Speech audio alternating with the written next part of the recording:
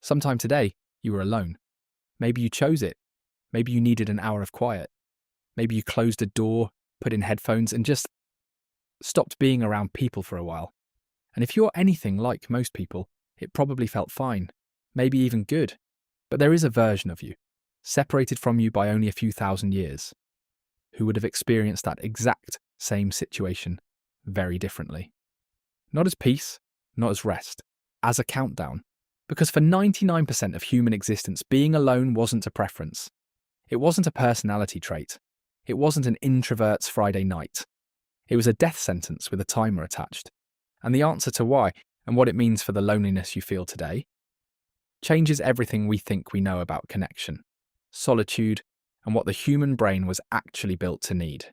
Most people think of loneliness as an emotional experience, something you feel, a preference, the discomfort of wanting connection and not having it. And in the modern world, that's exactly what it is. A feeling. Unpleasant maybe, but not urgent, not dangerous. You can be lonely and make dinner and go to bed and wake up fine. But loneliness didn't start as a feeling. It started as an alarm system. And to understand why, you need to understand what your ancestors were actually up against. Because the threat wasn't abstract. It wasn't social discomfort. It was specific. And it was everywhere. In 2008, a neuroscientist named John Cacioppo at the University of Chicago published research that reframed everything we thought we knew about loneliness. He'd spent decades studying what happens to the human body when it experiences social isolation. Not emotional loneliness, physiological isolation. Being actually, physically alone. Loneliness, Cacioppo found, activates the same neural pathways as physical pain. Not metaphorical pain. Not, it hurts my feelings. The same pathways. The same biological alarm that fires when you touch something hot, when you break a bone. And the reason evolution built loneliness into the pain system is what takes us back 300,000 years. In 1992, a British anthropologist named Robin Dunbar at the University of Liverpool was trying to solve a puzzle that had bothered evolutionary biologists for years. The puzzle was this: human brains are extraordinarily expensive to run. The neocortex, the outer layer responsible for complex thinking, consumes a disproportionate amount of the body's energy, metabolically costly in a way that doesn't make obvious evolutionary sense. So Dunbar asked the question that nobody had asked directly. What was the neocortex actually built to process? His answer was not what anyone expected. It wasn't built for tools, it wasn't built for planning hunts or making fire. It was built to track other people. Dunbar found a direct correlation between the size of the neocortex in primate species and the size of the social groups those species lived in. The larger the social brain, the larger the group the animal could maintain relationships within. For humans, he calculated a number, 150, the maximum number of stable social relationships the human neocortex can actively track at one time. Close enough to know who owes who a favour, close enough to know whose word you can trust, close enough to coordinate survival. But here's what those 150 people actually meant in the ancient world. They weren't a community in the modern sense. They weren't a neighbourhood. They were the entire operating system of your survival. Your food came from them. Your fire came from them. Your protection from predators came from them. Your recovery from illness or injury came from them. Your children's survival came from them. Your group wasn't the people you lived near. Your group was the reason you were alive. And the functional unit, the core band, the people you moved with, hunted with, slept near, was typically somewhere between 25 and 50 individuals. 25 to 50 people. That was all of it. Everything that kept you alive. Now imagine stepping outside that circle.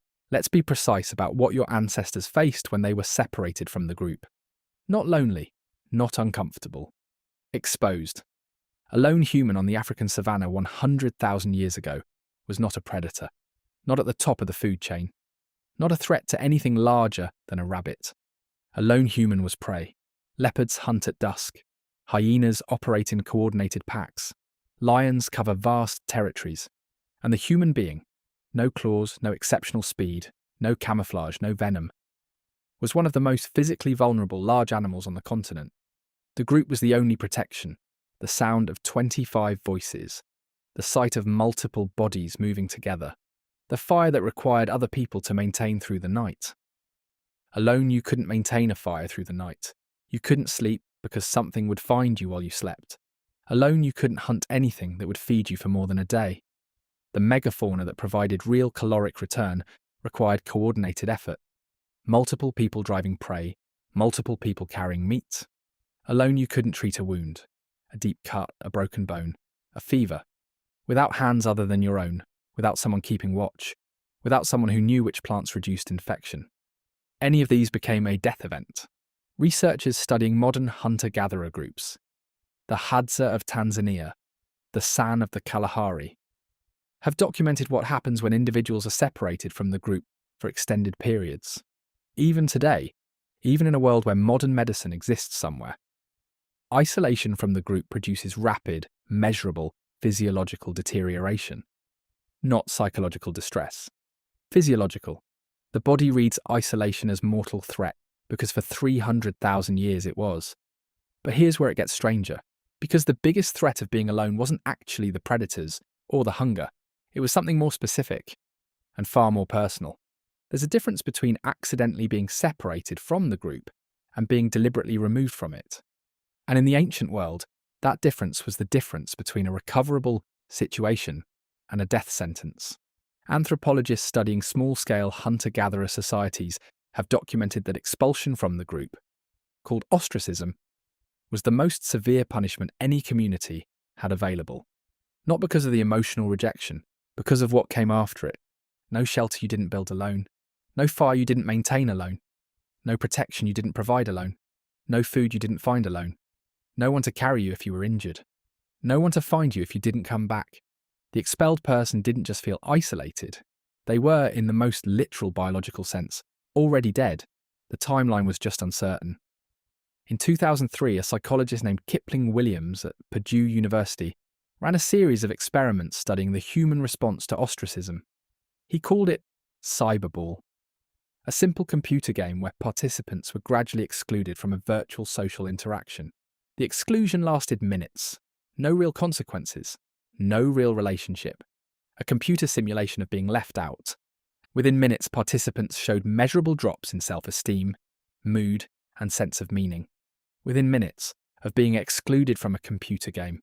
Williams argued that this wasn't an overreaction. It was the exact correct response, calibrated across hundreds of thousands of years of living inside groups where exclusion meant death. The pain of rejection isn't a sensitivity, it's an early warning system, built for a world where the warning actually mattered. Your brain cannot fully distinguish between being excluded from a social media thread and being pushed to the edge of the group 50,000 years ago. The alarm is the same, because to the system that built it, the stakes were always the same. So let's be honest about where this lands. The loneliness you feel, the specific discomfort that comes when you are excluded from something, when a conversation moves on without you, when you realise you weren't invited, that isn't weakness. That is one of the most ancient and precisely calibrated survival signals in the human body, running on hardware that is 300,000 years old, responding to threats that no longer exist in the forms it was built for. The reason being alone can feel like pain isn't because something is wrong with you, it's because for almost the entire history of your species, being alone was pain, the kind with consequences. And here's what's strange about the world we've built. For the first time in human history, being alone is not only survivable, it's a lifestyle option, a preference, something you can choose and maintain indefinitely with delivery apps and remote work and a door that locks. Your body has no framework for this. Your nervous system was calibrated for a world where the group was everything, where the greatest possible disaster was being outside it, where loneliness wasn't a feeling to manage. It was a biological alarm demanding immediate action. You've built a world your genes have never experienced. And some part of you, the ancient part, the part that kept every one of your ancestors alive, is still out there. Still watching the perimeter, still counting the people around the fire, still waiting for the group to come back. So here's the question this leaves you with.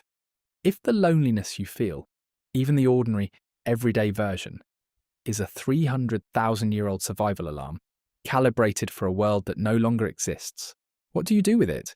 There are two ways to read what we've just covered. The first, loneliness is a misfiring relic, an ancient alarm sounding in a world that has made it irrelevant. The answer is to understand it, manage it, and not let it drive decisions the way it was built to when the stakes were real. The second, the alarm is still pointing at something true, that the group still matters, that connection still matters, that the reason isolation hurts the way it does, at the neural level, in the pain system, in the same pathways as a broken bone, is because the need underneath it is still real. Even if the predators are gone, your ancestors didn't have to ask. For them, the answer was simple. You came back to the group, every single night, because there was no version of tomorrow that didn't require them.